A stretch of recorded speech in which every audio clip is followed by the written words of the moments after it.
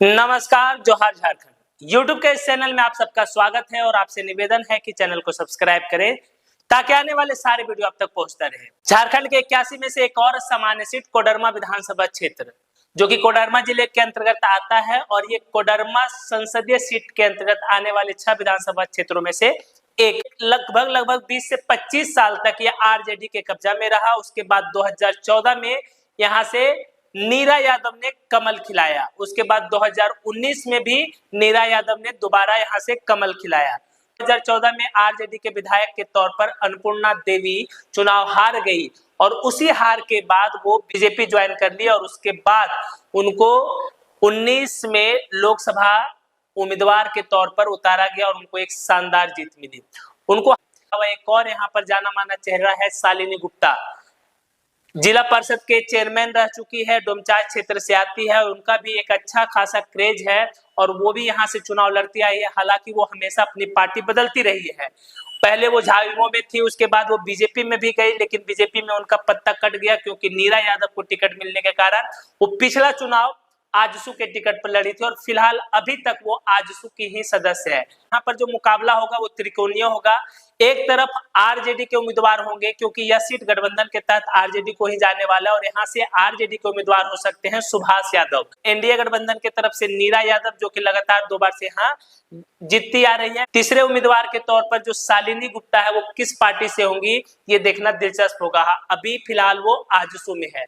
वहीं जयराम महतो की party JBKSS से यहाँ पर उम्मीदवार होंगे मनोज यादव, क्योंकि उन्होंने भी 5001 रुपए का फॉर्म भर चुके हैं तो वो भी जेबीकेएसएस के प्रत्याशी के तौर पर यहाँ से मैदान में होंगे। कोडरमा विधानसभा क्षेत्र में अगर अनुसूचित जाति की वोटर्स की बात करें तो लगभग 50,000 यहाँ अनुसूचित जाति के वोटर्स हैं, जो कुल मतदाता का लगभग 15% है। अनुसूचित जनजाति के वोटर्स की बात करें तो उनकी महज यहाँ पे 4146 वोटर्स है, जो कि देखा जाए तो बहुत ही कम है। कुल वोटर्स का लगभग 1.2% है। वहीं मुस्लिम मतदाता की बात करें तो कोडरमा विधानसभा क्षेत्र में लगभग 56,000 मुस्लिम मतदाता हैं, जो कुल वोटर्स का लगभग 16-16.5% है।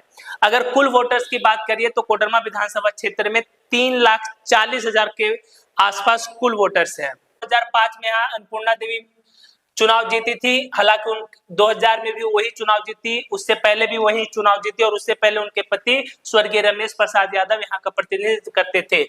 2009 में भी अन्नपूर्णा देवी चुनाव जीती। 2014 में नीरा यादव ने अन्नपूर्णा देवी को हराकर यहाँ से चुनाव जीता। 2019 में भी नीरा यादव ने आरजेडी के उम्मीदवार को हराकर यहाँ से चुनाव जीता। इसके चुनाव परिणाम की बात करेंगे तो नीरा यादव को वोट मिला था 63,675। वहीं अमिताभ कुमार उर्फ बबलू कुमार को आरजेडी के उम्मीदवार थे, उनको वोट मिला था 61,878। शालिनी गुप्ता को आजसू के टिकट पर 45,000 वोट आया था। वहीं रमेश सरदार जेबीएम के टिकट पर 9,557 वोट लाए थे। 2014 में नीरा यादव को 84,878 वोट मिला। वहीं अन्नपूर्णा देवी आरजेडी में थी और उनको वोट मिला था 71,349 और भीम साहू जेबीएम से थे, उनको वोट मिला था 10,629। यहाँ पर लगभग 13,000 वोट से अन्नपूर्णा देवी चुनाव हार गई थी। 2009 के चुनाव परिणाम की बात करें तो अन्नपूर्णा देवी को वोट मिला था 46,922। वहीं रमेश सिंह थे जेबीएम से, उनको वोट मिला था 29,629। विजय कुमार साहब बीजेपी से थे, उनको वोट मिला था 27,000। महेश राय झामुमो से थे, उनको वोट मिला था 14,393 और साजिद उदयन बसपा से थे, उनको वोट मिला था 13,377। बदलते हालात में कोडरमा विधानसभा क्षेत्र का भी समीकरण क्या बदलने वाला है। यहाँ का समीकरण में ज्यादा कुछ प्रभाव देखने को नहीं मिलेगा। हालांकि बाबूलाल मरांडी की पार्टी का यहाँ एक अच्छा खासा प्रभाव देखने को मिलता था, लेकिन अब वो बीजेपी में चले गए हैं तो उनका प्रभाव बीजेपी के प्रभाव के तौर पर ही देखा जाएगा। हालांकि बीजेपी को कुछ फायदा इससे जरूर मिलेगा। अगर यहाँ की जातीय समीकरण की बात करें तो यहाँ पर अनुसूचित जाति और मुस्लिम समाज के वोटर्स की संख्या लगभग अगर बात करें तो 30% के आसपास है। उसके बाद यहाँ पर सबसे बड़ी आबादी ओबीसी की मतदाताओं की है और उसमें भी सबसे बड़ी आबादी यहाँ पर यादव जाति की है। यादव जाति से आने वाले वोटर्स की संख्या लगभग 60 से 70,000 के आसपास है। वहीं बात करें महतो समाज से आने वाले वोटर्स की संख्या यहाँ पर 25 से 30,000 के आसपास है। वहीं पर ओबीसी की अन्य जातियां जिसमें 100 मतदाता है, उनकी भी संख्या यहाँ 25 से 30 हजार के आसपास है। महागठबंधन की तरफ से आरजेडी के उम्मीदवार होंगे जिनको फायदा मिलता है यहाँ पर MY समीकरण का, जहाँ पे मुस्लिम, यादव और अन्य जातियों को अगर मिला दे तो एक अच्छा खासा समीकरण मिल जाता है।